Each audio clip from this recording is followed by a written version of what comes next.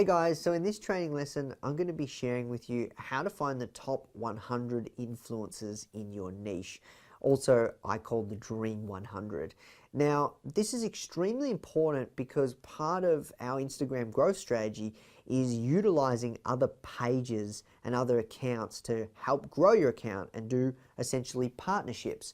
And any good business that has been, any good business or startup that's, achieved serious growth, they've all had some element of partnerships, and it's very, very powerful to grow your business or get in touch and get in front of other people's audiences. So if you don't do this, well, you're going to be missing out on a key part of our strategy, and it's one of the, it's how we've built like an account of 1 million plus followers in a couple of years, which is pretty unheard of. So the reason that this is really, really important is in your market and the niche that you serve, there will be other pages that serve your market, whether it's fan pages, influencer pages, or brand pages. It doesn't really matter. All that matters is you need to be able to go out there and identify who are the top 100 pages on Instagram that serve a market or audience similar to yours. Because our goal is over a period of time to work with these personal brand pages, company brand pages, or fan pages and tap into their audience, because that's what's going to grow your audience using Instagram, and that's what's going to rapidly grow your sales. So now we're going to move to the screen share as the action item, and I'm going to share with you how to actually find these influencers and build out your Dream 100.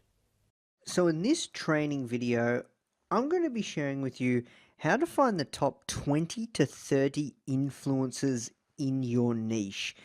And this is extremely important because when it comes to building a fast growth Instagram account that gets you a ton of sales and in turn builds an amazing large community of people that follow your brand, and it's a target audience of buyers, and even if that people don't buy, they're going to spread the word and they're advocates for your brand and an amazing community. What's really, really important is you need to think about a concept which Tony Robbins talks about called the Dream 100.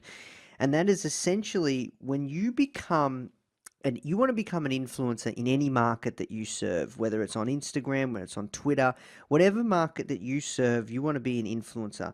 And if you want to be an influencer on Instagram, or you want to build an influential account, you need to essentially build a list of the Dream 100. And I say start with top 20 to 30 influencers in your niche, in your market. You need to know who they are. You need to know what they're doing. You need to know what kind of content they're posting. And you also need to eventually have a goal to working with them and getting on their radar and getting them to share and promote your content. And once you start doing that regularly, what you'll find is your company, your personal brand, whatever it is kind of business that you're building, will start to become an influential brand in that market too. And this is the same strategy that we've used at Founder, and this is the same strategy that's happened for a lot of our successful students as well.